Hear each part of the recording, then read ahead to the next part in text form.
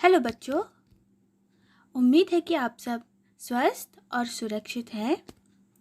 बच्चों, पिछली कक्षाओं में हमने भाषा और भाषा के रूप के विषय में पढ़ा था। आज हम इससे आगे अन्य प्रचलित भाषाओं के विषय में और लिपि के विषय में पढ़ेंगे। बच्चों, संसार में बहुत सी भाषाएं बोली और लिखी जाती हैं। आप अपने घर पर अपनी मातृभाषा बोलते होंगे, है कि नहीं? वैसे ही अनेक राज्यों में अनेक भाषाएं बोली जाती हैं और अनेक देशों में अनेक भाषाएं बोली जाती हैं। तो पहले हम कुछ देश और उनमें बोली जाने वाली भाषाओं के विषय में पढ़ेंगे। बच्चों, हमारे देश का नाम क्या है? आपको पता ही है, हमारे देश का नाम भारत है। और भारत में कौन सी भाषा बोली जाती है? यूँ तो भारत में अनेक भाषाएं बोली जाती हैं, लेकिन हमारी राष्ट्रभाषा क्या है? हिंदी।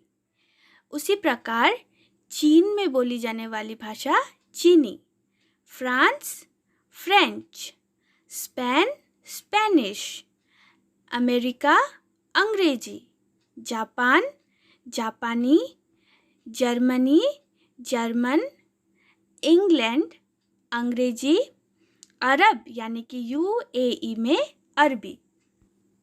इससे आगे मैंने आपको बताया कि हमारे देश में अनेक राज्य हैं और अनेक राज्य में अनेक भाषाएं बोली जाती हैं। इन राज्यों को प्रांत भी कहा जाता है। जैसे कि हम असम राज्य में रहते हैं और हमारे राज्य में बोली जाने वाली भाषा क्या कहलाती है? असमिया।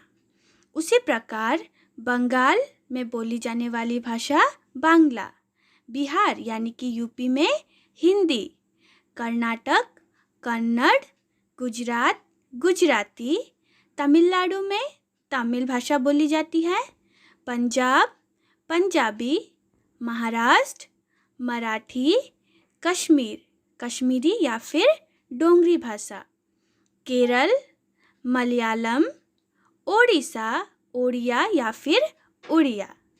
तो ये थे अलग अलग राज्यों के नाम और उनमें बोली जाने वाली भाषाएं।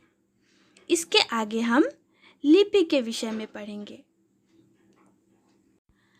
बच्चों, आप जब कोई भी शब्द लिखते हो तो उस शब्द को बनाने के लिए आप किसका प्रयोग करते हो? किसी भी अक्षर का।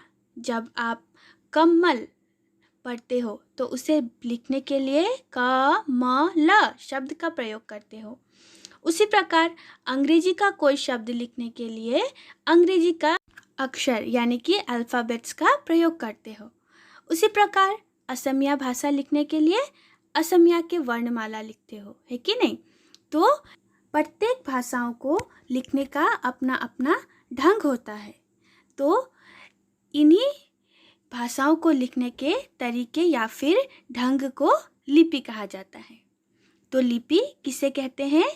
भाषा के लिखने के तरीके को लिपि कहते हैं। सभी भाषाओं की अपनी अपनी लिपि होती है। जैसे कि हिंदी भाषा को देवनागरी लिपि में लिखा जाता है, जो कि क ख अ आ शब्द आप हिंदी व्यंजन और स्वर्ण वर्णमाला में पढ़ते हैं। कुछ भाषाओं की लिपि इस प्रकार है। भाषा देखिए, फ्रेंच जर्मन अंग्रेजी, और इनकी लिपि है रोमन। यहाँ पर उदाहरण भी दिया गया है। उसी प्रकार हिंदी गुजराती मराठी, इनकी लिपि है देवनागरी। उर्दू भाषा की लिपि फारसी और पंजाबी भाषा की लिपि होती है गुरुमुखी। तो बच्चों, आज हमने भाषाओं और लिपि के विषय में पढ़ा। आप आज पढ़ाए गए पाठ का अभ्यास कीजिए और जो गृह कार्य दिया जा रहा है उसे पूरा कीजिए। धन्यवाद।